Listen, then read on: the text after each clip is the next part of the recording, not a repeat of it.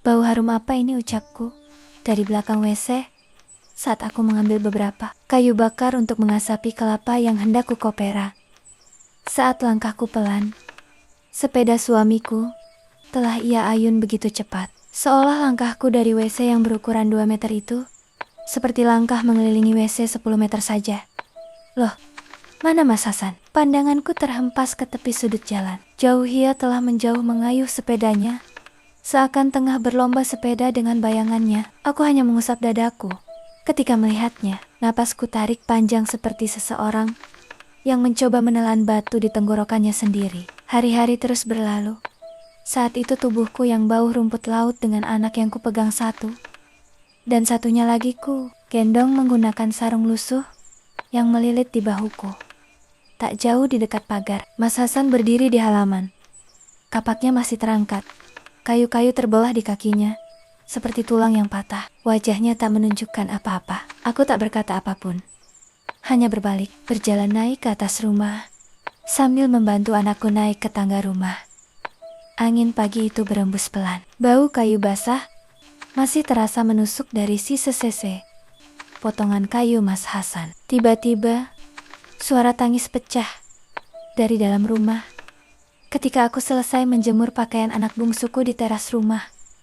Ibu, anak keduaku, menangis keras. Anak sulungku berusaha menenangkan di dekatnya. Ibu, dia minta makan, katanya pelan saat aku masuk. Aku mengangguk cepat. Iya, tunggu sebentar ya nak. Dapur kecil itu terasa sesak. Panci-panci tergantung, seperti saksi yang diam atas kehidupan kami yang semakin menipis. Uang dari Mas Hasan terasa semakin hari semakin mengecil, seperti sungai yang perlahan mengering. Uang bulanan itu seringkali tak cukup untuk mengisi perut kami. Bahkan untuk membeli beras saja, kadang aku harus menghitung berkali-kali, seperti orang yang sedang menghitung sisa napasnya. Karena itulah, aku menekuni pekerjaan kecilku kopra. Kelapa tua aku belah. Isinya kucongkel dengan parang kecil, lalu kuasap di bawah rumahku, hingga ia kering. Asapnya sering membuat mataku pedih. Namun setiap keping kopra yang kering seperti harapan kecil yang kupungut dari tanah, dalam seminggu, kadang aku mendapat 200. Kadang kurang dari itu. Namun uang itu seperti air yang dituangkan ke pasir. Cepat habis. Mas Hasan hanya memberiku uang paling banyak 500.000 dalam sebulan. Kadang malah kurang dari itu. Padahal anak-anakku 3 orang. Mereka masih kecil, masih sering meminta jajanan. Ibu, mau kue, kata Ray suatu sore. Aku hanya tersenyum tipis. Nanti ya nak, kalau ibu ada uang ya. Sakit rasanya sesak di dada, namun ku tahan. Karena itu, aku juga ikut tetangga mengikat rumput laut di ujung sungai. Pagi-pagi sekali, kami sudah duduk di sana. Tangan kami sibuk mengikat rumput yang licin oleh air laut. Baunya yang menusuk tak lagi kuhiraukan. Gatal di tangan, tak ada lagi artinya bagi kami pencari rezeki ini. Sana Gih, kasih makan anakmu. Pasti dia lapar. Udah nangis tuh, kata tetanggaku suatu hari. Aku tersenyum lelah. Sedikit lagi ini. Kalau tidak begini, anak-anak mau makan apa nanti? Kami tertawa kecil. Tapi tawa itu terasa pahit, seperti kopi tanpa gula. Mereka para ibu pejuang rupiah sangat tahu arti dari sepenggal ucapanku itu berat. Namun itulah kenyataan pahit yang kami hadapi.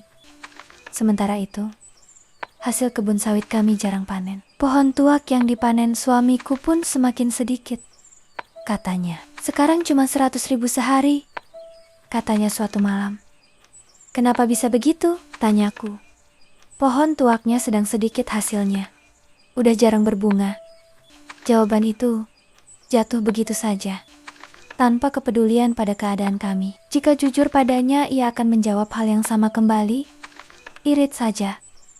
Saya sudah berusaha. Saya ini bukan robot yang bisa bekerja sepanjang hari hanya untuk kalian bergoyah-foyah. Keadaan ini semakin hari semakin mencekikku dalam kecurigaan yang semakin tumbuh. Ia seperti rumput liar di kepalaku. Aku mulai sering menangis diam-diam di malam hari. Kadang tanpa sadar aku berteriak pada anak-anak. Diam, jangan ribut. Mereka langsung terdiam. Mata mereka membesar oleh takut. Setelah itu aku menyesal. Aku memeluk mereka sambil menangis. Maafkan ibu capek, hari-hari berjalan seperti roda tua yang berdecit. Setahun berlalu. Mas Hasan tak berubah, bahkan kini ia sering tak memberi uang dapur sama sekali. Suatu hari aku mendekatinya, "Mas, uang belanja bulan ini." Ia duduk di bangku kayu. Mengasah aritnya belum ada. Tapi anak-anak harus makan. Ia menghela napas pendek.